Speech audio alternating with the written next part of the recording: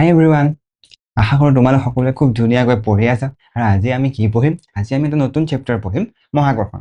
তোমালোকৰ কিছুমানে চাগে ইয়াৰ আগতে আমাৰ এটা লাইভ ছেশ্যন কৰিছিলা, বাট মই ভাবিলোঁ যে যিহেতু লাইভ ছেশ্যনটোত আমাৰ বহুত বেছি সৰু সুৰা প্ৰব্লেম হৈছিলে, অডিঅ'টো বেয়া হৈ আছিলে, কাৰোবাৰ কাৰণে কেমেৰা কোৱালিটি বেয়া হৈ আছিলে, তো মই ভাবিলোঁ যে মোৰ কাম হৈছে তোমালোকক চবতকৈ বেষ্ট কোৱালিটি দিয়া, কিয়নো তোমালোক হৈছে মোৰ ভাগৰ চবতকৈ best children's, best student, right? আৰু তোমালোকে চবতকৈ বেষ্ট ৱেত পঢ়া শুনা কৰি থাকা, হয়নে? তো যদিহে আমাৰ অডিঅ' ভাল নহয়, ভিডিঅ' ভাল নহয়, প্ৰব্লেম হ'ব। প্ৰব্লেম নহয়, বাট ষ্টিল মোৰো কাম হৈছে তোমালোকক বেষ্ট দিয়া, ৰাইট? চ' আমি কি কৰিম, এই গোটেই চেপ্টাৰটো আমি বহুতেই ভালকৈ পঢ়িম। মই তোমালোকক ধুনীয়া 3টা লেকচাৰ বনাই দিম। প্ৰথম লেকচাৰটোত আমি কি কৰিম, প্ৰথম লেকচাৰটোত আমি মহাকৰ্ষণ কি হয়, কেনেকৈ কনচেপ্টটো আহিলে সেয়াৰ বিষয়ে জানিম। আমি লগতে নিউমাৰিকেলছো কৰিম, প্ৰমাণ কৰিবলৈ দিয়া আমাৰ পৰীক্ষাত সেয়াও কৰিম, হ'ব? আৰু তাৰ পিছৰ চেপ্টাৰটো আমি মধ্যাকৰ্ষণ কি হয়, প্লাবিতা কি হয়, চাপ কি হয়, সেইখিনি তাৰ পিছৰ চেপ্টাৰ নহয়, সৰি পিছৰ ভিডিঅ'টোত আমি সেয়া বিষয়ে পঢ়িম, হ'ব? তো মই আশা কৰোঁ তোমালোক সকলোৱে খুব ধুনীয়াকৈ পঢ়া শুনা কৰি আছা নাই? হা? আৰু যদি কিবা ডাউট থাকে তোমালোকে মোক সুধিবা, হ'ব? এতিয়া কথাটো শুনা দেই, কেনেকৈ পঢ়িব লাগিব এইকণতে মই তোমালোকক কৈ লৈছোঁ। যদিহে তোমালোকে মোৰ ভিডিঅ'টো চাই আছা তেতিয়াহ'লে ধুনীয়াকৈ বহি লোৱা, বহি পেলাই নোটবুক উলিয়াই লোৱা। মই তোমালোকক অলৰেডি চাগে কিছুমান নোটছ দিছোঁৱেই, ৰাইট? কিছুমান মই তোমালোকক নোটছ দিয়েই দিছোঁ, তোমালোকে এপটোত পাবা, হ'ব? এতিয়া সেই এই নোটবোৰ গৈ পেলাই তোমালোকে চোৱাংগৈ, চোৱা তাত কিমান ধুনীয়াকৈ আমি চব লিখি গৈছোঁ, হয়নে? তাত তোমালোকক চব বুজাই দিয়া আছে। ইভেন তোমালোকে নোটছখিনি পঢ়িলেও বহুত বস্তু বুজি পাবা। ভিডিঅ' লেকচাৰটো চাবই লাগিব, কিন্তু এইটো তোমালোকৰ মেইন ক্লাছ, মই তোমালোকক চব বুজাই দিম, ৰাইট? তাৰপিছত তোমালোকে যদি প্ৰশ্ন উত্তৰ লিখিবৰ কাৰণে কেনেকৈ লিখিব লাগিব তাক তুমি নোটছখিনিত পাবা, হ'ব? তো আমি নোটছখিনি এনেকৈ বনোৱা নাই যে আমুক কাক বোলে তামুক কাক বোলে, বাট আমি সংজ্ঞাবোৰ ধৰিছোঁ, এনেকুৱা সেউজীয়াবোৰৰ ভিতৰত থকা সংজ্ঞাবোৰ, কনচেপ্টছবোৰৰ বিষয়ে বুজাই থোৱা আছে। মই ধুনীয়াকৈ ছবি আঁকি তোমালোকক বুজাই দিছোঁ, হ'ব? কিছুমান অংক আমি এনেকৈ কৰি এইটো বাৰু মই মোহাৰি দিব লাগিব, বাট তোমালোকক বুজাবৰ কাৰণে মই কৰি দিছোঁ, হ'ব? তো তেনেদৰে তোমালোকে প্ৰায়খিনি বস্তু তোমালোকে পাবা, হ'ব? ইভেন আমি বেলেগ ধৰণৰ প্ৰশ্ন কৰা, চোৱা চব বস্তু ছবি আঁকি বুজাই দিয়া আছে, ৰাইট? ছবিও নহয়, অৰিজিনেল ফটোবোৰ লৈ পেলাই বুজাই দিয়া আছে, হ'ব? আৰু তোমালোকে এটা সৰু অংকও তাত পাবা, সেয়া হৈ গ'ল তোমালোকৰ পঢ়াৰ কাম, এতিয়া পঢ়াৰ পিছত চাবা দেই, বাহিৰলৈ লাষ্টত আমি বহুত অংক কৰিছোঁ, উদাহৰণ প্ৰায় 20টামান উদাহৰণ আছে নেকি? নাই, 20টা নহয়, 12টা উদাহৰণ আমি কৰি দিছোঁ। এতিয়া এই 12টা উদাহৰণ কৰাৰ পিছত তোমালোকৰ কাম হ'ব সঁচাকৈ প্ৰশ্ন উত্তৰবোৰ প্ৰেক্টিচ কৰা। তাৰ কাৰণে তোমালোকে কি কৰিবা বুলি মই কৈছিলোঁ, আমাৰ এপটোত গৈ পেলাই তাত তোমালোকে কুৱেশ্যন বেংক ছেকশ্যনটোত গৈ প্ৰশ্নবোৰ প্ৰেক্টিচ কৰিব পাৰিবা, হ'ব? তো যিহেতু তোমালোকে ধুনীয়াকৈ যোনে আমাৰ পেইড বেটছটো লৈ আছা, তেওঁলোকে যিহেতু ইমান ধুনীয়াকৈ মই তোমালোকক পঢ়াই আছোঁ, তোমালোকে ইমান ধুনীয়াকৈ পঢ়ি আছা, চ' যদিহে তোমালোকে ইমান ফিচাৰ্ছ পোৱা, ৰাইট, তেতিয়াহ'লে তোমালোকে ইউজ কৰা। আৰু যদিহে ভালকৈ পঢ়ি থাকা তেতিয়াহ'লে পিছত বহুত আগত যাব পাৰিবা। মইতো কিমান পাইছিলোঁ, মেট্ৰিকত মই 98.33% পাইছিলোঁ। হায়াৰ ছেকেণ্ডেৰী দিলোঁ, দিল্লীত পঢ়িব গ'লোঁ, এতিয়া IIT পঢ়ি আছোঁ, আৰু আমাৰ বহুত ভাল ফেচিলিটিছ আছে, বাট মোতকৈও আগত বহুত আছে। মোৰ ভাগৰ লগৰ বহুত ফ্ৰেণ্ড আছে যোন USA আছে, বম্বেত আছে। তো বুজি পাইছা নহয়? আমি বেছি টাইম ৱেষ্ট নকৰোঁ ন? Okay, good. চ' আমি এতিয়া বুজি পালোঁ যে আমি কেনেকৈ পঢ়িব লাগে, বেনজিতে আমাক ক'লে কেনেকৈ পঢ়িব লাগে। তোমালোকে মানিবানে? মানিবা। এতিয়া আমি কি কৰিম, আমি আজি পঢ়িম আমাৰ মহাকৰ্ষণ চেপ্টাৰটো। কোনটো চেপ্টাৰ? মহাকৰ্ষণ চেপ্টাৰটো। এতিয়া তোমালোকেতো জানাই যে মহাকৰ্ষণ মানে কি? মহাকৰ্ষণ মানে হৈছে মহান আকৰ্ষণ। কি আকৰ্ষণ? মহান আকৰ্ষণ। মহান আকৰ্ষণ মানে কি? মহান আকৰ্ষণ মানে হৈছে যে সেই আকৰ্ষণটো চবতে আছে, মানে এই পেঞ্চিলডাল আৰু ব্ৰেনজিটডাৰ মাজতো কিবা এটা আকৰ্ষণ আছে, এই আইপেডটো আৰু পেঞ্চিলডালৰ মাজতো কিবা এটা আকৰ্ষণ আছে। মানে যিকোনো বস্তু যাৰ ভৰ আছে, সিহঁতৰ মাজত সদায় এটা আকৰ্ষণীয় বলে ক্ৰিয়া কৰি থাকে। কি কয়? এতিয়া চাবা দেই, যদিহে তোমালোকে চোৱা, এই পেঞ্চিলডাল ইয়াত এনেকৈ লাগি ধৰে, চোৱা, দেখিছানে? পেঞ্চিল লাগি ধৰিছে, দেখিছানে? তো এইটো কি? এইটো হৈছে চুম্বকীয় বল। তো চুম্বকে আকৰ্ষণ কৰে, আমি গম পাওঁ, ঠিকে আছে। কিন্তু আমি এইটোও জানিব লাগিব যে প্ৰতিটো বস্তুৱে প্ৰতিটো বস্তুক আকৰ্ষণ কৰি থাকে। বেনজিনদা, যদি এই প্ৰতিটো বস্তুৱে চুম্বকে আকৰ্ষণ কৰি থাকিলে আমাৰ এনেকৈ লাগি যায় বুলি জানো। এতিয়া যদি এই প্ৰতিটো বস্তুৱে প্ৰতিটো বস্তুক আকৰ্ষণেই কৰি থাকে, তেতিয়া বেঞ্জিতদাৰ তাত পেঞ্চিলডাল লাগি নাযায় কিয়? কিয় গম পাইছা? প্ৰথম কথাটো হ'ল যে এই মহাকৰ্ষণ বলটো বহুত কমজোৰি হ'ব, বহুত দূৰত্বলৈকে কাম কৰিব পাৰে, কিন্তু কমজোৰি। চুম্বকীয় বলটোৰ বেছি জোৰ আছে। প্ৰথম কথাটো সেইটো হ'ব। আৰু ছেকেণ্ড কথাটো হ'ল যে আমি পঢ়িম এতিয়া সেইটো কিয় হয়, চবতে কেনেকৈ আছে বুলি আমি গম পাওঁ। হ'ব, বেঞ্জিত দা আপুনি ছেকেণ্ড কথাটো আছে বুলি কৈ পেলাই নক'লে। তোমালোকে লাহে লাহে লাহে চেপ্টাৰটো পঢ়োঁতে বুজি বুজি গৈ থাকিবা। হ'ব, ধুনীয়া ধুনীয়া। এতিয়া বেঞ্জিত দা, অ'কে, আপুনি দেখোন এইটো প্ৰশ্ন এটা লিখি দিছে। কি প্ৰশ্ন লিখি দিছে? আপেল এটা তললৈ সৰি পৰে, চন্দ্ৰটো তললৈ সৰি নপৰে কিয়? মানে মানে মোৰ হাতত আপেল নাই, মোৰ হাতত আম এটা আছে। তো যেতিয়া মই আমটো এনেকৈ এৰি দিম, তললৈ সৰি পৰিল নে? আমটো তললৈ সৰি পৰিল। এতিয়া এই আমটো সেউজীয়াটো তাত কাটি দিয়ে যে, সেইটো কাৰণে ৰংটো চাব দেই, আমটো এনেকৈ আছে। তো সেই আমটো ওপৰৰ পৰা এনেকৈ তললৈ সৰি পৰিব। কিন্তু চন্দ্ৰটোতো আমি দেখা পাওঁ, চন্দ্ৰটো কিয় তললৈ সৰি নপৰে? বেঞ্জিত কি কথা কয় চবেই জানে দেখোন। কি কথা কয়? তললৈ সৰি পৰে, কিন্তু তললৈ সৰি পৰে। খতম। এইটো কেনেকুৱা উত্তৰ দিলে বেঞ্জিত দাই? এইটো কেনেকুৱা উত্তৰ দিলে? তোমালোকে ক'বা যে নহয় বেঞ্জিত দা, মেইন কাহিনীটো বেলেগ। মেইন কাহিনীটো হৈছে যে পৃথিৱীৰ ভাগৰ এটা বল আছে। পৃথিৱীৰ ভাগৰ বলটো কি? মধ্যাকৰ্ষণ বল। আৰু সেই মধ্যাকৰ্ষণ বলটোৰ কাৰণে পৃথিৱীৰ বায়ুমণ্ডলৰ, একচুৱেলি চবতে হয়, বাট বায়ুমণ্ডলৰ ভিতৰত, মই তোমালোকক ক'ম কেনেকৈ বায়ুমণ্ডলৰ ভিতৰত বহুত বেছি হৈ যায়। বায়ুমণ্ডলৰ ভিতৰত থকা বস্তু এটাক পৃথিৱীৰ কেন্দ্ৰলৈ টানে, সেইটো কাৰণে সেই বস্তুটো পৃথিৱীৰ কেন্দ্ৰৰ ফালে গৈ থাকে। মানে মোক একচুৱেলি গোটেই মাটিখিনিয়ে টানি থকা নাই, পৃথিৱীৰ কেন্দ্ৰটোৰ ফালে টানি আছে। বুজি পাইছা? নহ'লেতো চব ফালে টানি থাকিলে মই এনেকৈ সৰি পৰিলোহেঁতেন, বা এইফালৰ মাটিখিনি তলতে মই এনেকৈ সৰি পৰিলোহেঁতেন। কিন্তু মই ক'লৈ যাওঁ? তললৈহে পৰোঁ ডাইৰেক্ট, হয় নহয়? তললৈহে পৰোঁ। মানে কি? মানে গোটেই যিখন গোল বহুত ডাঙৰ এখন পৃথিৱী আছে, একদম বহুত ডাঙৰ এখন পৃথিৱী আছে, দেখিছে নাই? তেতিয়াহ'লে মই এটা গোল এটা আঁকি থৈছিলোঁ, চোৱা। এতিয়া যে গোলটো যে আছে, এইখন যেনিবা পৃথিৱী ধৰি লোৱা, এইখন যেনিবা পৃথিৱী, আৰু এইটো আপেলটো, ইমান ডাঙৰ নহয় আপেলটো, মই গম পাওঁ, টিকলো দেখিবা তোমালোকে, বাট ধৰি লোৱা এইটো আপেলটো, ইমান ডাঙৰ আপেল হ'ব। এতিয়া এই আপেলটো তললৈ সৰি পৰিব, কিন্তু ক'লৈ পৰিব? এনেকৈ চাইড দি পৰিব জানো? নহয়, এইফালেদি এই কেন্দ্ৰটোলৈ পৰিব। চিমিলাৰলি বলটো কেন্দ্ৰটোলৈ আহিব, পেনটো কেন্দ্ৰটোলৈ আহিব। অ'কে, ঠিক আছে। আৰু এই যিটো পৃথিৱীয়ে নিজৰ কেন্দ্ৰৰ ফালে টানে, তাক আমি কি বুলি কওঁ? তাক আমি মধ্যাকৰ্ষণ বল বুলি কওঁ। কি বুলি কওঁ? মধ্যাকৰ্ষণ বল বুলি কওঁ। মানে আমি বুজি পালো যে অ'কে, কিবা এটা বল আছে, মধ্যাকৰ্ষণ বল, যিটোৰ কাৰণে প্ৰতিটো বস্তুক পৃথিৱীয়ে নিজৰ কেন্দ্ৰলৈ টানে। হ'ব, নিজৰ কেন্দ্ৰলৈ টানে। ধুনীয়া। কিন্তু বেঞ্জিত দা, আমিতো মহাকৰ্ষণৰ বিষয়ে পঢ়িবলৈহে গৈ আছিলো। তাই মহাকৰ্ষণৰ বিষয়ে পঢ়িব লাগিছিলে নহয়। মহাকৰ্ষণৰ বিষয়েও পঢ়িম। তাৰ আগত মই তোমালোকক এটা জাষ্ট সাধু কথা এটা কওঁ। তোমালোক সকলোৱে জানাই সাধু কথাটো, কিন্তু তথাপিও সাধু কথা মানে কি, সেইটো সম্পূৰ্ণ সঁচা নহয়। তো তোমালোকে জানা চাগে যে নিউটন এবাৰ গছ এজোপাৰ তলত বহি আছিলে, ওপৰৰ পৰা আপেল এটা মূৰতে পৰিলে নে কাষতে পৰিলে মই নাজানো, কিন্তু আপেল এটা পৰিলে, তাৰপিছত নিউটনে গোটেই একদম ফিজিক্স লিখিবলৈ আৰম্ভ কৰিলে মধ্যাকৰ্ষণৰ বিষয়ে।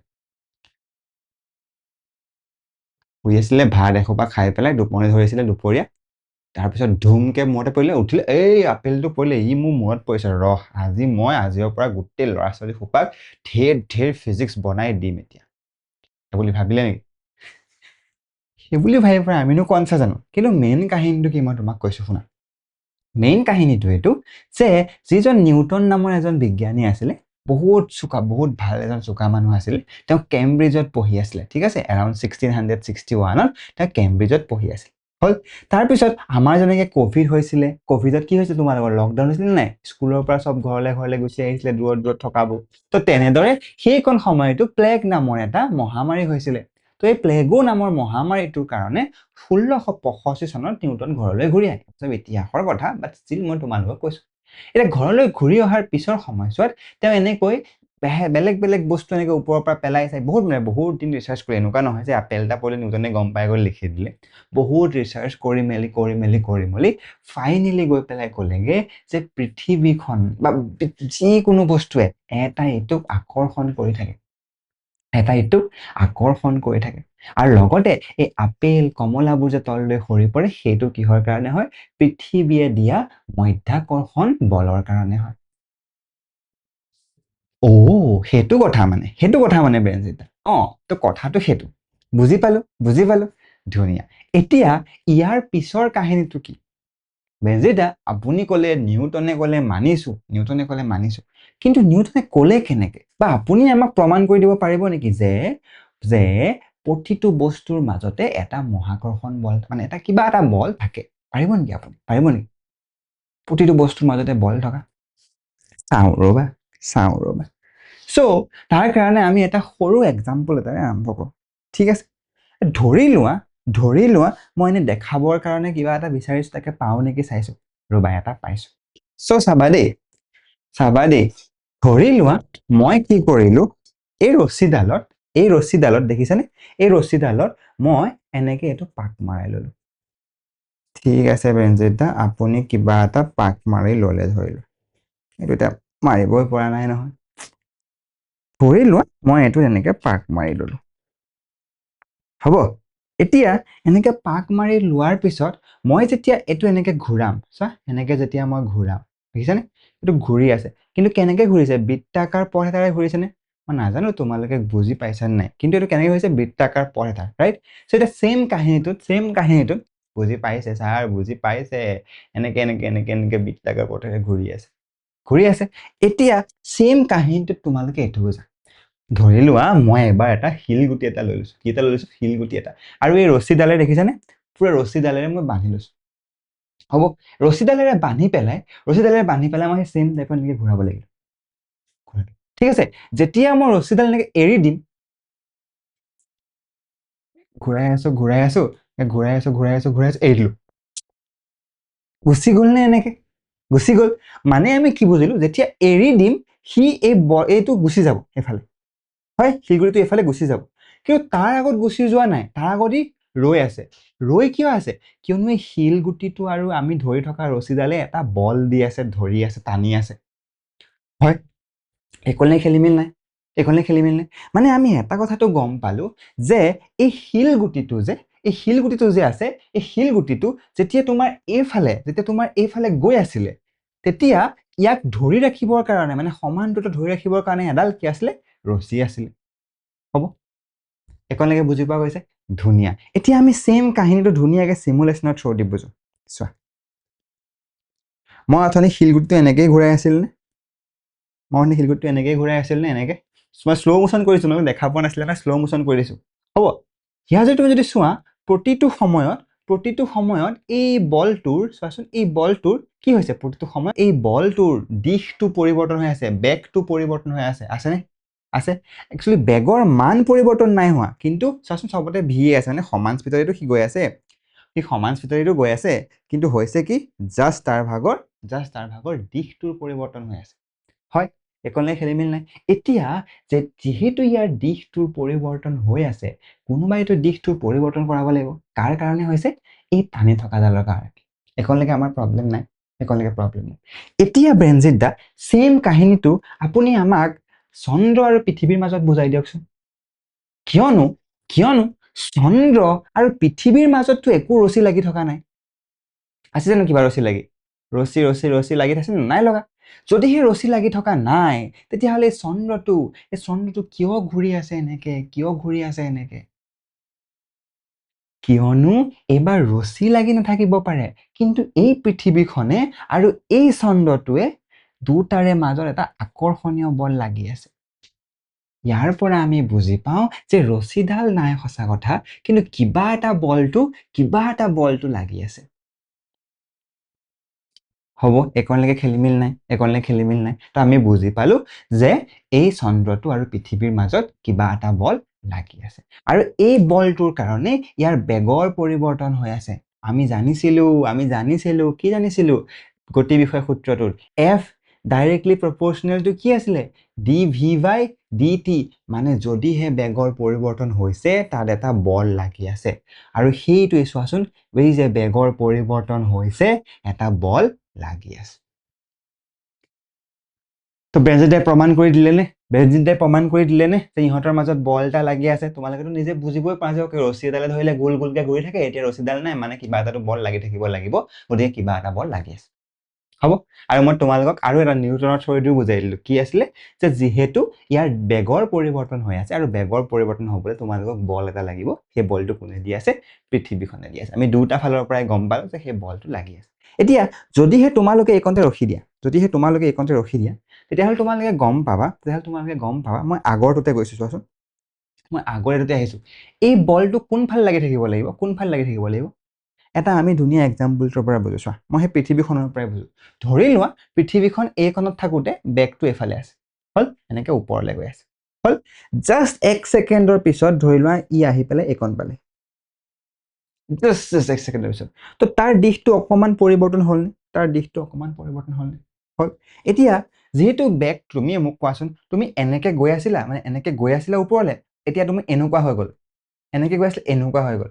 তো তোমাক একচুৱেলি এই ওপৰৰ পৰা এনেকে এটা বল দিব লাগিব নে? এনেকে এটা বল, কিয়নো তুমি এনেকে গৈ আছিলা, তাক তুমি অকণমান বেকা কৰিবৰ কাৰণে ওপৰৰ পৰা এনেকে ঠেলিব লাগিব বা তলৰ পৰা এনেকে টানিব লাগিব। কোনফালে টানিছা? এইফালে টানিছা। তো এইফালে কি আছে? চেণ্টাৰটো আছে। বাৰু বেনজিৎ দা, এইকণৰ পৰাতো মই টানিব পাৰো, মইতো একদম এইকণৰ পৰাও এনেকে টানিব পাৰো। তাৰ কাৰণে আমি আৰু এটা জেগাত গৈ চাওঁ। ধৰি লোৱা এইকণত গ'লো। যেতিয়া শিলগুটিটো গৈ সেইকণ পাবগে, তাৰ বেগটো এইফালে থাকিবনে? এনেকে থাকিব। জাষ্ট 1 ছেকেণ্ডৰ পিছত তাৰ ভাগৰ বেগটো এইফালে হৈ যাবনে? হ'ব, মানে এনেকে গৈ আছিলে, এনেকে টানি দিলে, এনেকে গৈ আছিলে, এনেকে টানিলে। এইবাৰ তুমি যদি চোৱা, এইফালৰ পৰাই টানিছেনে? এনেকে টানিছেনে? তেতিয়াহে তুমি সেইফালে যাবলৈ ধৰিছিলা, এইফালে টানি দিলো, অকণমান তলফালে গুচি আহিলা। মানে কি এইফালৰ পৰা এনেকে টানিছে, এইফালৰ পৰা এনেকে টানিছে। তো আমি বুজি পালো যে এইকণৰ পৰা টনা নাই, এইকণৰ পৰা টনাহেঁতেন তাক এনেকে টানিলেহেঁতেন। টানিছে কোনকণত? এইকণৰ পৰা। মানে আমি এটা কথা বুজি পালো যে এই যিটো বল ভিতৰতে লাগি আছে, এনি টাইম কিহৰ কাৰণে লাগি আছে? এনি টাইম এই ৰছীডালৰ কাৰণে লাগি আছিলে। য'তেই থাকক, মাত্ৰ তাৰ কেন্দ্ৰটোৰ ফালে বলটো আছে। মানে কি বুজিলো? যে এই যিটো বৃত্তাকাৰ পথেৰে ঘূৰি আছে, তাত যিটো বল লাগি আছে, আকৰ্ষণীয় বল, সেইটো কলৈ লাগি থাকে? কেন্দ্ৰৰ ফালে। আৰু সেই বলটোক আমি কি বুলি কওঁ গম পোৱা? সেই বলটোক আমি কওঁ অভিকেন্দ্ৰিক বল। কি বুলি কওঁ? অভিকেন্দ্ৰিক বল। অকে, বুজি পাই আছো নে নাই পোৱা ল'ৰা ছোৱালীহঁত? বুজি পাই আছো। ধুনীয়া। তো আমাৰ এইখনলৈকে খেলি মেলি নাই নহয়? নাই। ধুনীয়া। চ' আমি বুজি পালো যে অভিকেন্দ্ৰিক বল কি হয় আৰু বৃত্তাকাৰ পথটোৰ বিষয়ে আমি জানিলো। হ'ল।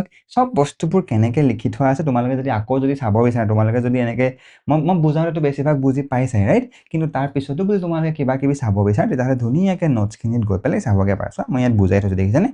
কেনেকে অভিকেন্দ্ৰিক বল কি হয়, দেখিছানে? কোনো বৃত্তক বৃত্তাকাৰ পথেৰে গতি কৰি ৰাখিবলৈ সদায় কেন্দ্ৰৰ ফালে যি বল লাগে, তাক আমি অভিকেন্দ্ৰিক বল বুলি কওঁ। হ'ব? তেনেকে তোমালোকে নোটছত পাবা। আৰু মই বাকীবোৰ বস্তু ধুনীয়াকে বুজাই দি থোৱা আছে। এতিয়া সেই চেম কাহিনীটোত আমি ইয়াক চাওঁ। পৃথিৱীখনে চন্দ্ৰটোক টানি থকা কনচেপ্টটো চোৱা। পৃথিৱীখনে চন্দ্ৰটোক টানি থাকোঁতে চন্দ্ৰটো এনেকে সদায় দূৰলৈ যাবলৈ বিচাৰে। চোৱাচোন, যদি সি এনেকে পোনে গুচি যায়, পৃথিৱীৰ পৰা আঁতৰি যাবনে? কিন্তু এই পৃথিৱীৰ বলটোৱে সদায় তাক টানি থাকে। বুজি পাইছা? অকণমান দূৰলৈ যাবলৈ বিচাৰে, পৃথিৱীয়ে টানি দিয়ে। অকণমান দূৰলৈ যাবলৈ পৃথিৱীয়ে টানি দিয়ে, পৃথিৱীয়ে টানি দিয়ে। কিয়? তাৰ বেগটোৰ কাৰণে সি দূৰলৈ যাবলৈ বিচাৰে আৰু মহাকৰ্ষণটোৰ কাৰণে তাক ওচৰলৈ টানি থাকে। তো দূৰলৈ যোৱা বল আৰু ওচৰলৈ অহা বল দুটা সমান হৈ এই বৃত্তাকাৰ পথটোত থকা মুঠ বলটো 0 হৈ থাকে। ঠিক আছে, মেইন কনচেপ্টটো এইটো নহয়, মেইন কনচেপ্টটো আছে, কিন্তু তোমালোকে এতিয়া এনেকৈ বুজিব পাৰা যে চন্দ্ৰটোৰ বেগৰ কাৰণে সি সদায় কলৈ যাব বিচাৰে? সদায় সি দূৰলৈ যাব বিচাৰে, এনেকে দূৰলৈ যাব বিচাৰে। হয়নে? চন্দ্ৰটোৰ বেগৰ কাৰণে সদায় দূৰলৈ যাব বিচাৰে। কিন্তু পৃথিৱীয়ে যিহেতু মহাকৰ্ষণ বলে এনি টাইম টানি থাকিব, সেইটো কাৰণে ইহঁতে বৃত্তাকাৰ পথেৰে ঘূৰি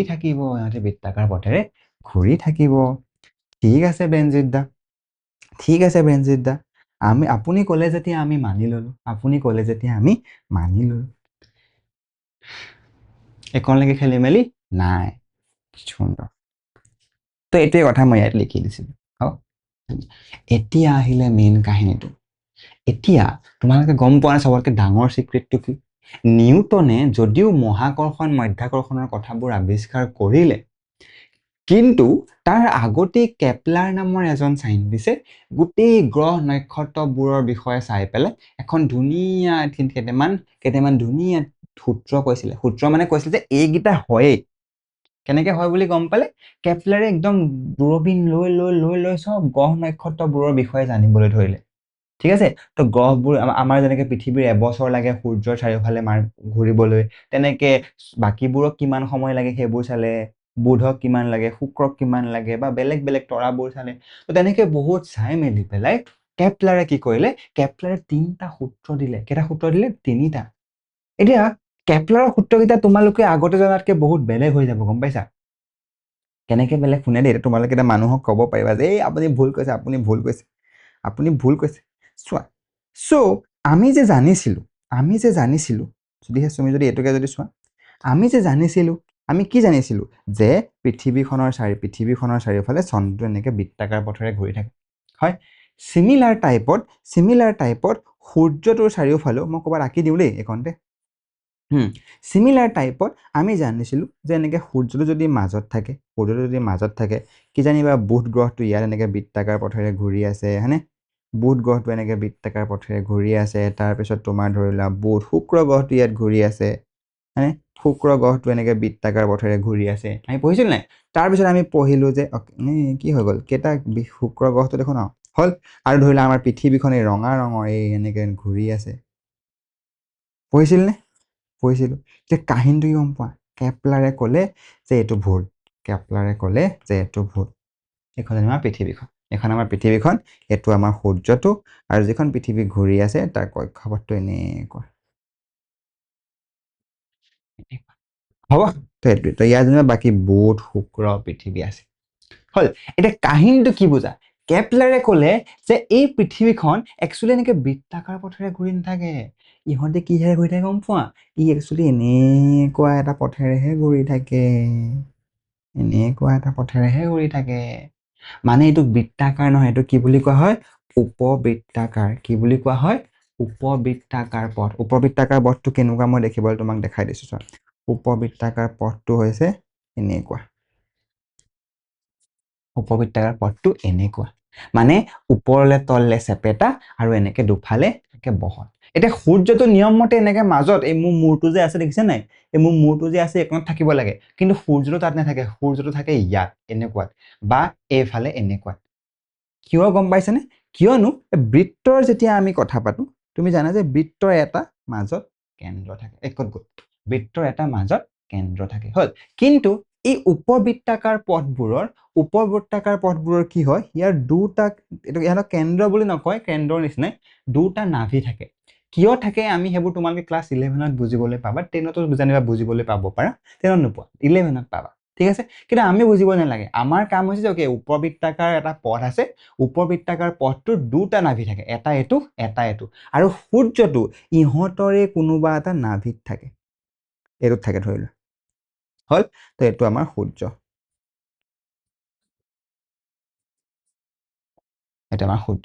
হ'ল। আৰু যিখন তোমাৰ পৃথিৱী আছিলে, সেই পৃথিৱীখন এই উপবৃত্তাকাৰ পথটোৰে ঘূৰি থাকে। কি পৃথিৱী আঁকিলেও বেনজিত দা এখন একোৱে ধৰিব পৰা নাই। ধৰিব পৰাকৈ আঁকি দিওঁ ৰ'বা। এইখন, হ'ল। এইখন আমাৰ পৃথিৱীখন। মহাকাশ অলপ লগাই দিছোঁ। এইখন আমাৰ শ্ৰীলংকাখন, এইখন ভাৰতখন। হ'লনে? হ'ল। এইখন আমাৰ পৃথিৱী, আৰু এই পৃথিৱীখন কেনেকৈ ঘূৰি থাকে বুলি মই ক'লো? পৃথিৱীখন ঘূৰি থাকে এনেকৈ।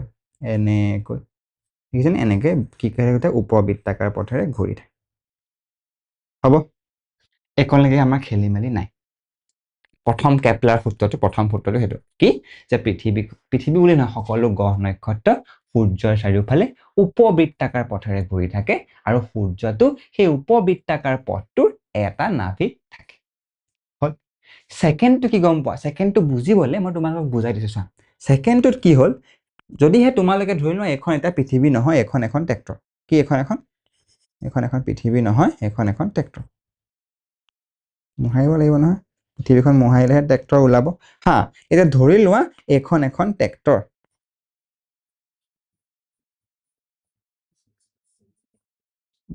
আঁকিলে নহ'ব, ৰ'বা ভালকৈ আঁকিব লাগিব। এখন ট্ৰেক্টৰ হ'ল, এখন গাড়ী ট্ৰেক্টৰ বুলি ধৰা তুমি এতিয়া। তো তোমালোকে যেতিয়া খেতি কৰিছা আৰু ইয়াত ঢেৰ ধান খেতি আছে, ইয়াত কি আছে, ঢেৰ ধান খেতি আছে, হ'ব। আৰু এইটো যেনিবা তোমাৰ কেন্দ্ৰটো ধৰি লোৱা। এতিয়া সূৰ্য বাদ দিয়া, মই তোমালোকক বুজাম। মাত্ৰ আমাৰ লক্ষ্য হ'ল যে ট্ৰেক্টৰখন কেনেকৈ ঘূৰিব, ট্ৰেক্টৰখন এনেকৈ উপবৃত্তাকাৰ পথেৰে ঘূৰিব, এনেকৈ যাব। ঠিক আছে। এতিয়া যেতিয়া এনেকৈ উপবৃত্তাকাৰ পথেৰে যাব, ধৰি লোৱা আমি গোটেই ধানখিনি কাটিবৰ কাৰণে আমি এটা স্মাৰ্ট ৱে লগালো। কি স্মাৰ্ট ৱে লগালো? আমি ক'লো যে অ'কে, এই কোণত খুঁটি এটা পুতি পেলাই এনেকৈ এখন ব্লেড লগাই দিম দীঘল ট্ৰেক্টৰখনৰ লগত, হ'ব। আৰু যেতিয়া ট্ৰেক্টৰখন যাবলৈ ধৰিব, তেতিয়া এনেকৈ ব্লেডখনো ঘূৰিবনে, এনেকৈ ব্লেডখনো ঘূৰিবনে ট্ৰেক্টৰখনৰ লগতে, এনেকৈ ব্লেডখনো ঘূৰিবনে, ঘূৰিব। আৰু এই ব্লেডখন দীঘল কৰিব পাৰি, ঠিক আছে, এনেকৈ ইলাষ্টিকৰ নিচিনা দীঘল হৈ যায়। তো মোক কোৱাচোন, এই কোণৰ পৰা এনেকৈ গৈ থাকোঁতে বাকী চব ধানটো কাটি থাকিবনে? আমাৰ স্মাৰ্টে বনি গ'লনে? ঠিক আছে। কেপলাৰে কি ক'লে? কেপলাৰে কোৱাটো কি ক'লে গম পোৱা? কেপলাৰে ক'লে যে সকলো সময়তে সমান ধান কাটিব লাগিব। সকলো সময়তে কিমান ধান কাটিব লাগিব? সমান। এতিয়া তুমি মোক কোৱাচোন, জনিবা ধৰি লোৱা ট্ৰেক্টৰখনে এই কোণৰ পৰা এই কোণলৈকে কাটিলে, ৰ'বাহে, ধৰি লোৱা ট্ৰেক্টৰখনে এই কোণৰ পৰা এই কোণলৈকে কাটিলে, ঠিক আছে, এই কোণৰ পৰা এই কোণলৈকে কাটিলে, তো আমি কোনখিনি কাটিলো? এই কোণ হ'ল। ছেমটো এফালেতো বহুত দূৰ আছিলে, গতিকে বহুত ধান পালা। ছেমটো যদি মই এইফালেও কৰোঁ, ধৰি লোৱা এই কোণৰ পৰা এই কোণলৈকে ধৰি লোৱা 1 কিলোমিটাৰ, এই কোণৰ পৰা এই কোণলৈকে 1 কিলোমিটাৰ। ছেম যদি মই এই কোণটো কৰোঁ, এই কোণৰ পৰা এই কোণলৈ 1 কিলোমিটাৰ হ'ব। তো যদিহে আমি এই কোণ কাটি উলিয়াওঁ, তেতিয়াহ'লে মোক কোৱাচোন কোনটোত বেছিকৈ কাটিব? এইফালে বেছিকৈ কাটিব নে এইফালে বেছিকৈ কাটিব? এইফালে, কিন্তু এইফালে বহুত ধান আছে, হয়। তো আমাক কি ক'লে কেপলাৰে? যে সমান ধান কাটিব লাগিব। মানে কি বুজিলো? যে এই কোণত লাহে লাহে গ'লেও হ'ল, কিয়নো ইয়াত এই দূৰত্বটো বেছি আছে, এই দূৰত্ব বেছি আছে। কিন্তু সমান ধান এইফালে কাটিবৰ কাৰণে, আমি আৰু অকণমান দূৰলৈকে যাব লাগিব, ইয়ালৈকে। মানে সমান সময়ত বেছি দূৰ যাবৰ কাৰণে আমি বেছি স্পীডত যাব লাগিব। মানে আমি বুজি পালো যে কেপলাৰে কোৱা ৰুলটো মানিবৰ কাৰণে এইফালে পুৰা ফাষ্ট যাব লাগিব, কিন্তু এইফালে অকণমান শ্ল' গ'লেই হয়। এইফালে অকণমান শ্ল' গ'লেই, ৰ'বা, সেই পথটোৱে গুচি গৈছে, শ্ল' গ'ল। এইফালে পুৰা ফাষ্ট আহিলে, আকৌ এইফালে শ্ল' হৈ গুচি গ'ল, আকৌ এইফালে পুৰা ফাষ্ট আহিলে, এইফালে শ্ল' হৈ গৈ আছে, এইফালে অহাৰ গ'লে ফাষ্ট হৈ গ'ল, ফাষ্ট। বুজি পালা? তো কেপলাৰ ছেকেণ্ড লটো কি? সমান সময়ত সমান ধান কাটিব লাগিব। সেইটোকে আমি হেৰিয়ৰ ভাষাত বুজো, সেইটোকে আমি কিহৰ ভাষাত বুজো? আমাৰ পৃথিৱী আৰু সূৰ্যৰ ভাষাত। এই ধানখিনি একচুৱেলি কি হয়? এই ব্লেডখন আৰু ট্ৰেক্টৰখনে বনোৱা মুঠ মাটিকালি হয়নে? ইয়াত থকা ধানখিনি মাটিকালি হয়নে? ছেম এইফালেও ইয়াত থকা ধানখিনি মাটিকালি হয়নে? মানে আমি কি বুজিলো? যে এই ট্ৰেক্টৰখনে সমান সময়ত সমান কালি লৈছে এই ব্লেডখনৰ জৰিয়তে। মানে সেইটোকে আমি কানেক্ট কৰি দিওঁ, আমি সেইটো কি বুলি ক'ম? এই মাটিকালি, ঠিক আছে। সেইটোকে আমি কি বুলি ক'ম? যে সমান সময়ত সমান ধান কাটিব লাগিব, নহয়, সমান কালি অতিক্ৰম কৰে। তো প্ৰথমটো বুজিলো যে গ্ৰহবোৰৰ কক্ষপথটো এনেকৈ উপবৃত্তাকাৰ আৰু সূৰ্যটো ক'ত থাকে? এটা নাভিত থাকে। ছেকেণ্ডটো কি? যে সমান সময়ত সমান কালি অতিক্ৰম কৰে। ওচৰত থাকোঁতে স্পীডত যায়, দূৰত থাকোঁতে লাহেকৈ যায়, কিয়নো সমান কালি অতিক্ৰম কৰিব লাগে। হ'ল? এইকণলৈ খেলি মেলি আছেনে নাই? নাই। ধুনীয়া বেনজিৎ দা, বৰ ধুনীয়াকে বুজি পাই গলো দেখোন। আৰে ট্ৰেক্টৰৰ কথা আপুনি কৈ দিলে, বৰ ধুনীয়াকৈ বুজি পাই গলো। তাৰপিছত চোৱা, তাৰপিছৰটো হ'ল r³/t²। এই ৩ নম্বৰ ফৰ্মুলাটো তোমালোকে জাষ্ট মনত ৰাখা, এটা আমি ডিৰাইভ কৰিব পাৰোঁ, কিন্তু এতিয়াৰ কাৰণে তোমালোকে জাষ্ট মনত ৰাখা যে ৩ নম্বৰ ফৰ্মুলাটো কি? যে r³/t² ধ্ৰুৱক। কিন্তু বেনজিৎ, আমিতো মনত ৰাখিলে নহয়, আপুনি তো আমাক বুজাই দিয়াৰ কথা। মই বুজাই দিম নহয় কি এই যেটো r আছে সেই r টো একচুয়ালি এই পথটোৰ ঠিক আছে এই পথটোৰ ৰেডিয়াস এই পথটোৰ কি ব্যাসাৰ্ধ এই পথটোৰ কি ব্যাসাৰ্ধ r কিন্তু বেনজিত দা আপুনিতো কৈছিলে উপবৃত্তাকাৰ পথেৰে ঘূৰে বুলিহে উপবৃত্তাকাৰ পথেৰে ঘূৰে যেতিয়া উপবৃত্তাকাৰ পথৰ কথা পঢ়িম তেতিয়া আমি r টো নেপাওঁ তেতিয়া আমি বেলেগ কিবা এটা পাওঁ কিন্তু আমি সেইটো কাৰণে আমি তাক অকমান টান হৈ যায় তাক অকমান বুজিবলৈ টান হৈ যায় সেইটো কাৰণে আমি এই পাৰ্টিকুলাৰ ফৰ্মুলাটোৰ কাৰণে ধৰিলো যে r টো হৈছে ব্যাসাৰ্ধ আমি একচুয়ালি তোক এভাৰেজ ব্যাসাৰ্ধ বুলি কওঁ কি বুলি কওঁ এভাৰেজ ব্যাসাৰ্ধ মানে চোৱাচোন ধৰি লোৱা একনত 2 আছিলে একনত 3 হ'ল সৰি ধৰি লোৱা এটো নাভি তো একনত ধৰি লোৱা 3 আছিলে একনত ধৰি লোৱা 2 হ'ল একনত 1 হ'ল একনত আৰু কম হৈ গ'ল 0.8 বুজি পাইছানে তো তেনেকে তো প্ৰতিবাৰে বেলেগ হৈ থাকিব একনত আকৌ 1 হ'ব একনত ধৰি লোৱা 1.2 হ'ল একনত 2 হ'ল সনে প্ৰতিটো সময় তাৰ দূৰত্বটো বেলেগ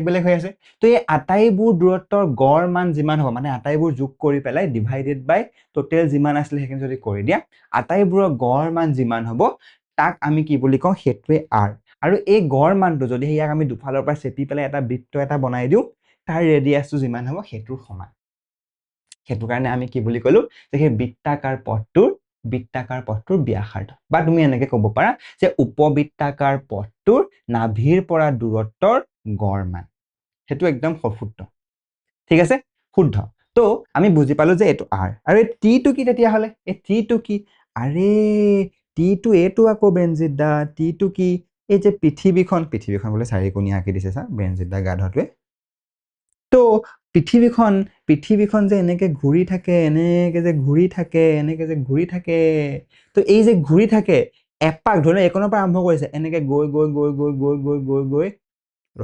ৰখি যোৱা নাই দেই গৈ আছে একন আকৌ পালেহি এই যে এপাক মাৰিলে এই এপাক মাৰিবলৈ যিমান সময় লাগে তাক আমি টি বুলি কওঁ সেইটো কি টি তো পৃথিৱীয়ে এপাক মাৰোতে কিমান সময় লাগে পৃথিৱীয়ে সূৰ্যৰ চাৰিওফালে এপাক মাৰোতে কিমান সময় লাগে এবছৰ লাগে সেইটো কাৰণে আমি এবছৰ বুলি কওঁ তো কিমান লাগে 365 দিন অকল 365 নহয় 365 দিন 6 মিনিট লাগে হয়নে সেইটো কাৰণে আমি প্ৰতি 4 বছৰৰ মূৰে আমি 6 ঘন্টা লাগে সেইটো কাৰণে আমি 365 দিন 6 ঘন্টা সেইটো কাৰণে প্ৰতি 4 বছৰৰ মূৰে সেই 6 ঘন্টা যোগ কৰি দিলে 24 ঘন্টা হৈ যায় কাৰণে আমি এদিনটা বঢ়াই লওঁ তো সেইদিনা আমাৰ 366 দিন হৈ যায় সেইটো কাৰণে আমি তাক কি বুলি কওঁ লিপ ইয়াৰ বুলি কওঁ হ'ব তো আমি r কিউব আৰু আমি r কিউব আৰু t স্কয়াৰ কি হয় বুজি পালো আমি r কিউব আৰু t স্কয়াৰ কি হয় বুজি পালো কি নাই আমি r কিউব আৰু t স্কয়াৰ কি হয় বুজি পালো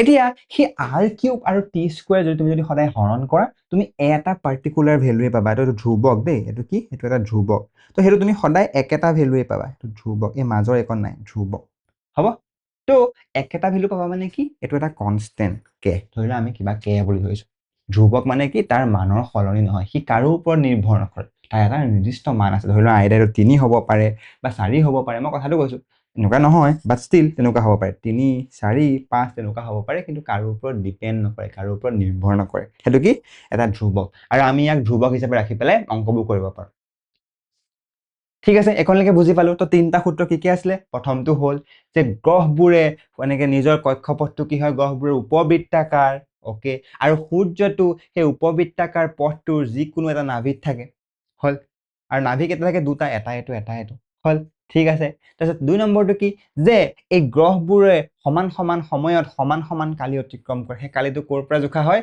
গ্ৰহবোৰ আৰু গ্ৰহ আৰু সূৰ্যৰ মাজত টনা ৰেখাডালেৰে হয়নে গ্ৰহ আৰু সূৰ্যৰ মাজত টনা ৰেখাডালে সমান সময়ত সমান কালি অতিক্ৰম কৰে 3 নম্বৰটো কি r কিউব বাই t স্কয়াৰ ইকুৱেল এটা ধ্ৰুবক য'ত r কিউব হৈছে সূৰ্য আৰু গ্ৰহটোৰ মাজৰ গড় দূৰত্ব আৰু t টো হৈছে এপাক সম্পূৰ্ণ কৰিবলৈ লগা সময় ঠিক আছে বুজি পালনে আমি বুজি পালো কেপলাৰৰ সূত্ৰটো বুজি পালো ঠিক আছে বেনজিত দা কেপলাৰৰ সূত্ৰটো বুজি পালো এতিয়া কেপলাৰৰ সূত্ৰৰ পৰা নিউটনে কি কৰিলে গম পোৱা কেপলাৰৰ সূত্ৰৰ পৰা নিউটনে ক'লে যে আৰে ৰহ আজি মই তহঁতৰ কেপলাৰৰ সূত্ৰ চাই পেলাই মই তহঁতক দি দিম মজাটো সো নিউটনে কেপলাৰৰ সূত্ৰ চাই পেলাই মহাকৰ্ষণৰ সূত্ৰটো উলিয়ালে আৰু নিউটনে ক'লে শুনিবা দে প্ৰথমতে শুনিবা নিউটনে কি ক'লে নিউটনে ক'লে যে যদিহে তোমাৰ ভাগৰ এটা ভৰৰ বস্তু আছে যিকোনো এটা বস্তু গোল হওক চাৰিকোণীয়া হওক কথা নাই আৰু ধৰি লোৱা আৰু এটা বস্তু আছে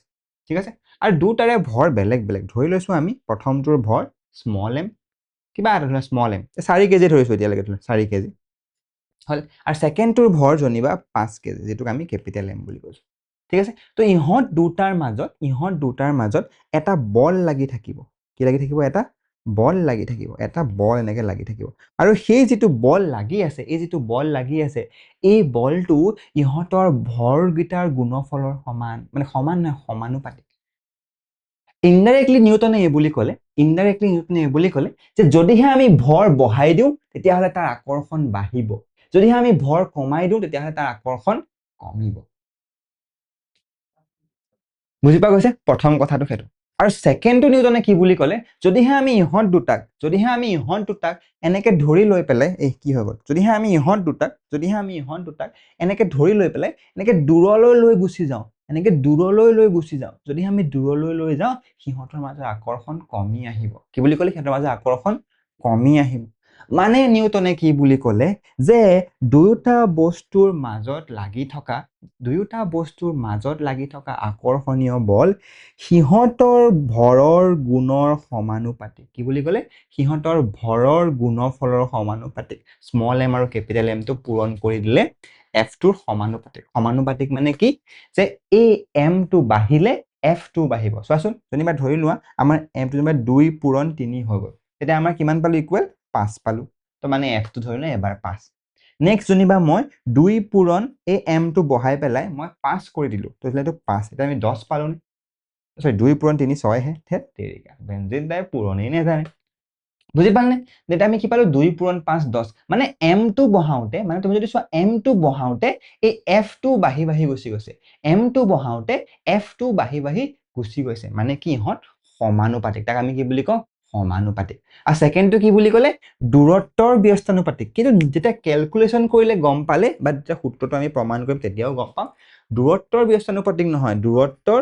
বৰ্গৰ ব্যস্তানুপাতিক আৰু ব্যস্তানুপাতিকটো কেনেকৈ লিখে এনেকৈ মানে কি যদি হে r ৰ মানটো বাঢ়ি যায় f ৰ মানটো কমিব জাস্ট আমি এটা কৰি চাও ঠিক আছে ধৰি লোৱা আমি r ৰ মানটো ললো ধৰি লোৱা আমি r ৰ মানটো ললো 2 যদি 5 আমি r ৰ মানটো কিমান ললো 5 তো তেতিয়া আমি f কিমান পাম f ইকুৱেল 1/25 1/25 কিমান 0.04 একলে খেলি মিলনে এতিয়া আমি 5 ৰ ঠাইত জনিবা আমি 10 ললো তেতিয়া আমি f কিমান পাম 1/10 স্কয়াৰ কিনে ইয়াত r স্কয়াৰ আছে তো 100 5 ৰ কাৰণে কিয় 25 হল বুজি পালা নাই 5 ৰ কাৰণে r টো হে 5 তো r স্কয়াৰ কিমান হ'ব 25 সিমিলাৰলি 10 ৰ কাৰণে r স্কয়াৰ কিমান হ'ব 10 পূৰণ 10 100 গতিকে আমি 1/100 পাম 1/100 কিমান হয় 0.01 এয়া তুমি মোক কোৱাচোন 0.04 ডাঙৰ নে 0.01 ডাঙৰ 0.04 ডাঙৰ কিন্তু ইয়াত চোৱাচোন ইয়াত r টো কম হে আছিল ইয়াত r টো কিমান আছিল 5 ইয়াত কিমান আছিল 10 মানে আমি কি বুজিলো যে যদিহে r বাঢ়ে তেতিয়া হলে f টো কমিব মানে r যদি বাঢ়ে বা আমি তাকে বুজা r স্কয়াৰে বুজাও r স্কয়াৰ যদি বাঢ়ে f টো কমে হ'ব তো হেতুক আমি এনেকে লিখো তো আমি বুজি পালো যে নিউটনে ক'লে যে f directly proportional to দুটা ভৰৰ পূৰণফল ব্যস্তানুপাতিক সমানুপাতিক আৰু সেই পাৰ্টিকুলাৰ বলটো কাৰ ব্যস্তানুপাতিক সিহঁতৰ মাজৰ দূৰত্বৰ বৰ্গৰ আৰু ব্যস্তানুপাতিক বুলি ক'লে সদায় আমি এনেকে লিখো এটো কি এটো সমানুপাতিক নোটছত দিয়া আছে দেই আৰু এটো ব্যস্তানুপাতিক এটো কি বুলি ক'লো ব্যস্তানুপাতিক মানে কি বাঢ়িলে কমে সমানুপাতিক মানে কি বাঢ়িলে আহে তো নিউটনে আমাক সেই বুলি ক'লে হ'ব এতিয়া আমিতো খুললো নিউটনে কেনেকে গম পালে কেপলাৰৰ সূত্ৰটোৰ পৰা তো তোমালোক এতিয়া পৰীক্ষাত সুধিবও পাৰে যে কেপলাৰৰ সূত্ৰটোৰ পৰা নিউটনৰ কথাখিনি প্ৰমাণ কৰি দেখুৱা তেতিয়া আমি কি কৰিম আমি প্ৰমাণ কৰি দেখাম চোৱা একদম ইজি চাবা একদম ইজি তে কি কৰিম আমি চোৱা আমি প্ৰথমতে কেপলাৰৰ সূত্ৰটো লিখি লওঁ প্ৰথমতে আমি কি কৰো কেপলাৰৰ সূত্ৰটো লিখি লওঁ কেপলাৰে কি বুলি কৈছিল একদম লাষ্ট নম্বৰটো 3 নম্বৰটো লিখিলে হ'ল বাকি কিটা আমাক নালাগে 3 নম্বৰত কি বুলি কৈছিলে r cube divided by t square এটা ধ্ৰুৱক r cube divided by t square এটা ধ্ৰুৱক চোৱাচোন কৈছিলে নে এইটো r cube divided by t square r cube divided by t square এটা ধ্ৰুৱক আমি পঢ়িছিলো হয়নে তো আমি হেতু লিখি লওঁ ঠিক আছে আমি হেতু লিখি লওঁ ঠিক আছে তো r cube divided by t square এটা ধ্ৰুৱক আৰু সেই ধ্ৰুৱকটো আমি ধ্ৰুৱক নিলিখি তাৰ এটা ফিক্স নাম এটা দি দিওঁ কিন্তু তাৰ ভাগৰ নামটো হৈছে k তাৰ ভাগৰ নামটো কি k হ'ব একনলৈকে হ'ল এটা আমি কিহৰ পৰা পালো এটো আমি পালো কেপলাৰৰ তৃতীয় সূত্ৰৰ পৰা কেপলাৰৰ কিহৰ পৰা পালো তৃতীয় সূত্ৰৰ পৰা একনলৈকে আমাৰ খেলিমেলি নাই হল এতিয়া শুনা ইয়াৰ পিছৰ কাহিনীটো কি তো ইয়াৰ পিছত আমি এই r টো মই কি বুলি কৈছিলো এই r টো মই কি বুলি কৈছিলো দূৰত্বৰ গড় হয়নে গড় মান আৰু মই কি হেতু আমি গড় মানটো কেনেকৈ পাওঁ যদি হে উপবৃত্তাকাৰটো হেচি পেলাই এটা বৃত্ত বনাই দিও তাৰ ব্যাসাৰ্ধ যেটো হ'ব হেতুৱে তো হেতু কাৰণে মই ছবিটো উপবৃত্তাকাৰ আকি প্ৰতিটো গড় মান জুখি থকাতকে মই এটা বৃত্তকে আকি ললে হলনে মই এটা বৃত্তকে আকি ললো কিন্তু ফাইনালি কাহিনীটো হেতুৱে তো তাৰ মাজত কি আছে মাজত এটো সূৰ্যটো আছে হয়নে মাজত এটো সূৰ্যটো আছে হল এটো মাজত সূৰ্যটো আছে আৰু পৃথিৱীখন তাৰ চাৰিওফালে এনেকৈ ঘূৰি আছে এখন আমাৰ পৃথিৱীখন এই পৃথিৱীখন আকিব জনা নাই বেনজিতে এখন আমাৰ পৃথিৱীখন হল আৰু এই পৃথিৱীখন আৰু সূৰ্যৰ মাজত একদম ওপৰত নেদিবচোন অকমান কাষত দিয়ক বেনজিতা হ'ব দি দিছে হল এতিয়া এই পৃথিৱীখন আৰু সূৰ্যৰ মাজত যিটো দূৰত্ব হেতুৱে হ'ব r হয়নে হেতুৱে হ'ব আমাৰ কি r তোমালোকৰ কিতাপত দিয়া আছে তো আমি দি দিও নেকি দি দিও কিতাপত দিয়াটোকে দিও ঠিক আছে আমি কিতাপত দিয়া দিছো যেমা আমাৰ r নহয় এটো কি এটো আমাৰ d হ'ব তো এই দূৰত্বটো d হ'ব এতিয়া এই দূৰত্বটো d নহয় তো আমি ইয়াত ইনডাইৰেক্টলি d ৰ ঠাইত আমি কি লিখিম ৰবা ইহঁতৰ মাজৰ দূৰত্ব হৈ গল মোহাৰি লওঁ দেই মই ইহঁতৰ মাজৰ দূৰত্ব হৈ গল ধৰি লোৱা ইহঁতৰ মাজৰ দূৰত্ব কিমান ধৰি লোৱা r হয়নে আমি r ধৰিছো তো r কে ধৰিলো ঠিক আছে হল r এতিয়া চাবা এতিয়া মেইন কাহিনীটো চাবা দেই যিহেতু ই বৃত্তাকাৰ পথেৰে ঘূৰি আছে বুলি আমি ধৰি লৈছো হ'ব তো তুমি মোক কোৱাচোন যদি হে ইয়াৰ ভাগৰ বেগ এফালে এনেকে ইয়াৰ ভাগৰ বেগ এফালে এনেকে v হয় কিমান হয় v হয় ৰবনি মোৰ লেপটপটো গৰম হৈ গৈছে হা ৰবা মই চাৰ্জত লগাই দিব লাগিব মই চাৰ্জ দি ললো ঠিক আছে হা এটা চোৱা আমি কি পঢ়ি আছিলো যে যদিহে বৃত্তাকাৰ পথেৰে ঘূৰি থাকে তেতিয়াহ'লে ইয়াৰ বেগ এটা থাকিব বেলেগ দিশত বেগ এটা থাকিব আৰু আমি এটোও জানো যে সেই বেগটো থাকিলে তাক ওচৰলৈ আনি ৰাখিবলৈ এটা বল লাগি থাকে আৰু তোমালোকে ক্লাস 11ত পঢ়িবলৈ পাবা এতিয়া নালাগে কিন্তু এই যেটো ভিতৰলৈ লাগি থকা বল আছে তাৰ এটা মান থাকে যদিহে গোল পথেৰে ঘূৰি থকা বৃত্ত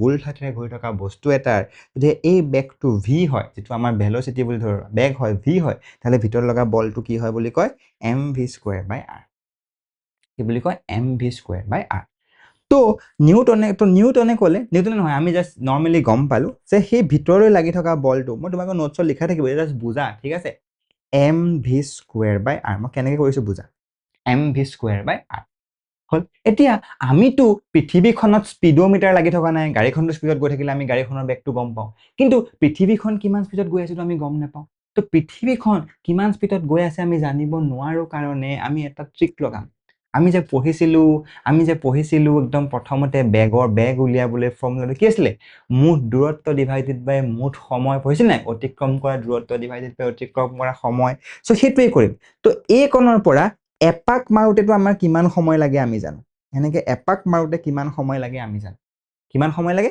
তো পৃথিৱীৰ কাৰণে 1 বছৰ লাগে কিন্তু আমি কেপলাৰৰ সূত্ৰত আমি হেতু কি বুলি কওঁ t হয়নে কেপলাৰ সূত্ৰত আমি কি বুলি কওঁ t গতিকে আমি গম পালো যে ওকে কিমান সময় লাগে আৰু আমি দূৰত্বটো উলিয়াব পাৰো বিজ্ঞানীসকলে কিছুমান মেথড উলিয়ালে যাৰ জৰিয়তে আমি দূৰত্বটো উলিয়াব পাৰো সূৰ্যৰ পৰা আমাৰলৈ মানে আমি এই r2 জানো হয় তো আমি v ৰ ঠাইত সেই ফৰ্মুলাটো ইউজ কৰি দিব পাৰো নে তো আমি v কিমান পাম অতিক্ৰম কৰা মুঠ দূৰত্ব কি হয় এই বৃত্তাকাৰ যেটো পথ আছে সেই বৃত্তাকাৰ পথটোৰ পৰিসীমাটো কি হয় 2 পাই r ডিভাইডেড বাই t মুঠ দূৰত্ব ডিভাইডেড বাই মুঠ অতিক্ৰম কৰা সময়। অতিক্ৰম কৰিবলৈ কিমান সময় লাগিলে এপাক মাৰোতে t লাগিলে, আৰু অতিক্ৰম কৰা দূৰত্ব কি হ'ল, বৃত্তটোৰ পৰিধি কিমান হ'ল, টুৱাইচ পাই আৰ হ'ল। তো আমি তেতিয়াহ'লে এই F2ৰ ঠাইত আমি আকৰ্ষণীয় বলটো উলিয়াই আছো, ঠিক আছে, আকৰ্ষণীয় বলটো উলিয়াই আছো, আমি গম পাই mv²/r বুলি, কিন্তু এতিয়া আমি অকল m আৰু r ৰ ওপৰত ভিত্তি কৰি উলিয়াম। তো আমি গম পালো যে mv² ঠাইতে আমি কিমান লিখিম, ইয়াৰ পৰা আমি v² কিমান পাওঁ, ইয়াৰ পৰা আমি v² কিমান পাম, 2 × 2 = 4, তাৰপিছত π² তাৰপিছত r² ডিভাইডেড বাই t²। হয়, তো আমি এইটো কি লিখিম, m4π² r² ডিভাইডেড বাই t²। আৰু ইয়াত r এটা আগৰ পৰা আছে।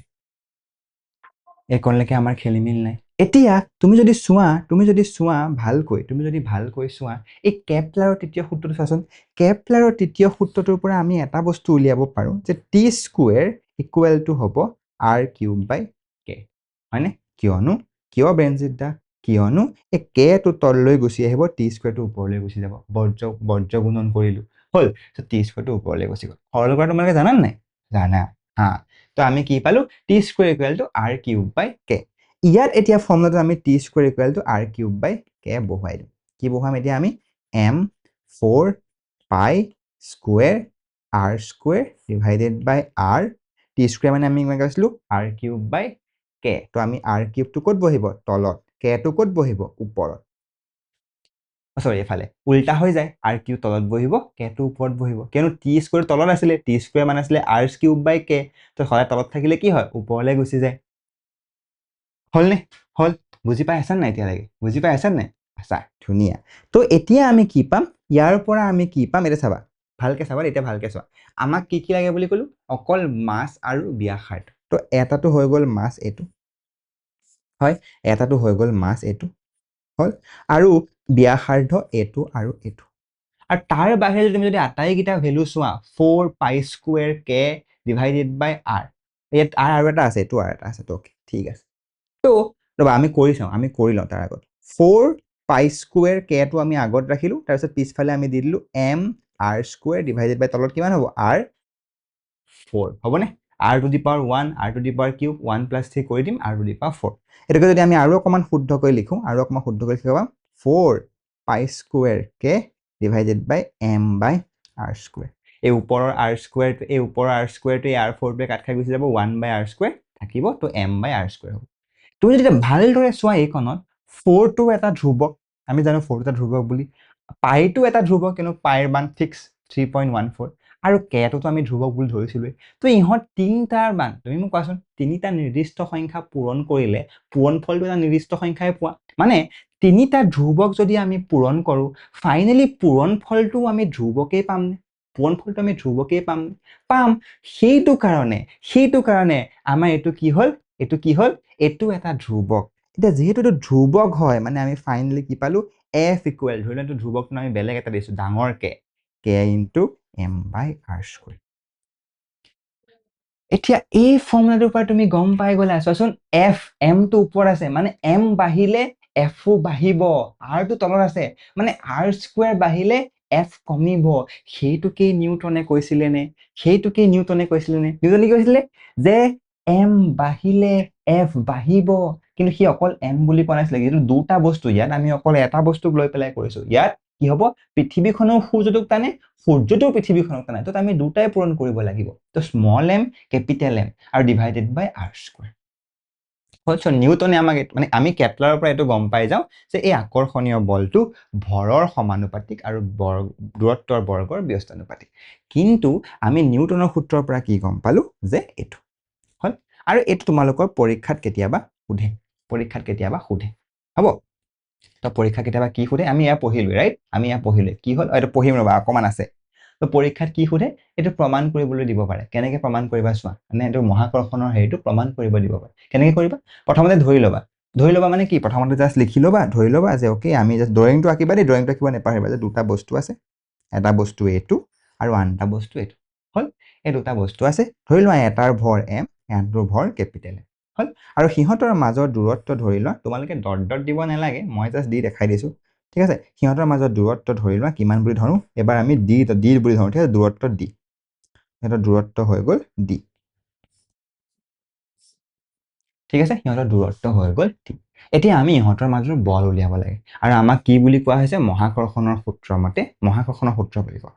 মহাকৰ্ষণৰ সূত্ৰ মতে ইহঁত দুটাৰ মাজত লাগি থকা যিটো আকৰ্ষণীয় বল, সিহঁতৰ মাজত লাগি থকা যিটো আকৰ্ষণীয় বল, সেই আকৰ্ষণীয় বলটো সিহঁতৰ মাজত থকা সিহঁতৰ ভৰৰ বৰ্গৰ ব্যস্তানুপাতিক, সমানুপাতিক। সিহঁতৰ ভৰৰ পূৰণফলৰ কি সমানুপাতিক। বৰ্গৰ নহয় দেই, মই ভুল কৰি দিছো। হল, তা আমি কি বুজি পালো যে f directly proportional to m m, এইটো প্ৰথম। তাৰ পিছৰটো কি আছিলে, আৰু আমি এইটো কৈছে মহাকৰ্ষণৰ দ্বিতীয় সূত্ৰটো কি, মহাকৰ্ষণৰ দ্বিতীয় সূত্ৰটো হ'ল যে সিহঁতৰ মাজত কৰা আকৰ্ষণীয় বলটো বস্তু দুটাৰ দূৰত্বৰ বৰ্গৰ ব্যস্তানুপাতিক। দূৰত্ব চোৱা, আৰে দূৰত্বৰ বৰ্গৰ ব্যস্তানুপাতিক 1/। হ'ব, প্ৰথম সূত্ৰটো কি, প্ৰথম সূত্ৰটো কি যে বস্তু দুটাৰ ভৰৰ গুণফলৰ সমানুপাতিক।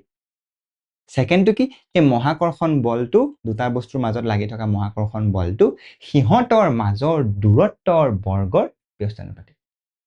বস্তু দুটাৰ ভৰৰ গুণফলৰ সমানুপাতিক, বস্তু দুটাৰ মাজত লাগি থকা দূৰত্বৰ বৰ্গৰ ব্যস্তানুপাতিক। খেলিমেলি নাই, খেলিমেলি নাই, খেলিমেলি নাই, ধুনীয়া।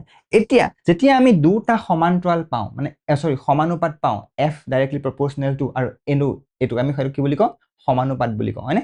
যদি আমি দুটা পাওঁ তেতিয়া আমি সিহঁতক যে যোগ কৰিম, লগ লগাই দিম, তেতিয়া আমি পূৰণ কৰিব নালাগে। তেতিয়া আমি কি কৰিব লাগে, এইফালে থকাটো একে কৰি দিব লাগে, মানে ইয়াতো f আছে, ইয়াতো f আছে, গতিকে ইয়াতো f থাকিব। ঠিক আছে, আৰু বাকীকেইটাক জাষ্ট পূৰণ কৰি দিব লাগে, এইফালে থকা কেইটাক পূৰণ কৰি দিব লাগে, এইফালে থকা কেইটাক একে ৰাখিব লাগে। হ'ব, তো আমি কি কৰিম, বাওঁফালে থকা কেইটাক একে ৰাখিম, f টো তুমি একে ৰাখিবা, হ'ল, f টো তুমি একে ৰাখিবা, আৰু ডাইৰেক্টলি প্ৰপৰ্চনেলটো আমি কি কৰিম, প্ৰথমতে আছিলে mm পূৰণ 1/d²। যেতিয়া আমি সেইটো কৰিম তেতিয়া আমি এইটো পাম। একলে খেলি মেলি নাই। ফাইনেলি আমি কি গম পালো যে f directly proportional to capital M into small m, মানে সিহঁত দুটা বৰ্গ বা কি বুলি কয় গুণফল ডিভাইডেড বাই সিহঁতৰ মাজৰ দূৰত্বৰ বৰ্গ।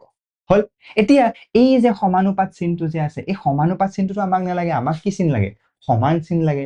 যেতিয়া তুমি সমানুপাতটোক সমান চিনলৈ নিবা, তেতিয়া জাষ্ট তাক তুমি এটা ধ্ৰুৱক বহাই দিব লাগে। মানে যেতিয়া আমি এই সমানুপাতটো সমান চিন দিম, তেতিয়া আমি তাত কি বহাম, এটা ধ্ৰুৱক।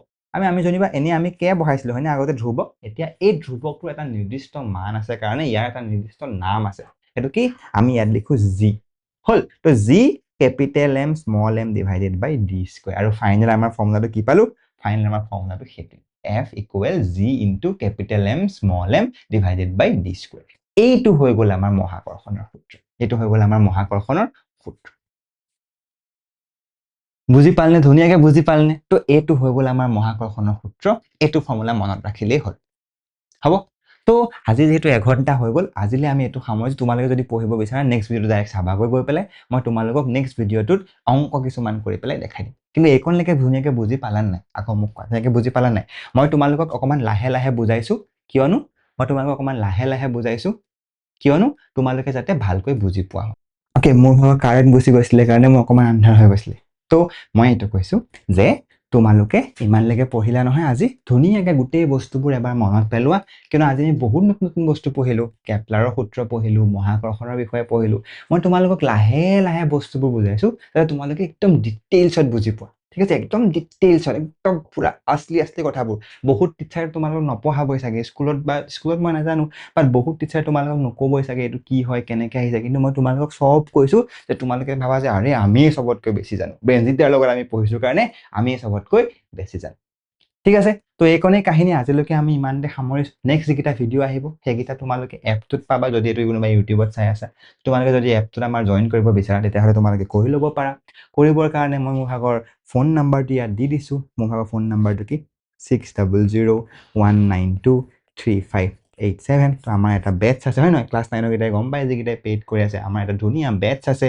হ'ব, তো তোমালোকে জাষ্ট এই নম্বৰটোত আমাক হোৱাটছআপ কৰিলে 660001923587, এই নাম্বাৰটো 87। ঠিক আছে, এই নাম্বাৰটোত আমাক হোৱাটছআপ কৰিলে তোমালোকে বেটছটোৰ বিষয়ে গম পাবা। হ'ব, তো ধুনীয়াকৈ আমি এইকেইটা চালো, আৰু আমি নেক্সট ভিডিঅ'কেইটাত তাৰ পিছৰ কাহিনীখিনি বুজিম। Bye bye.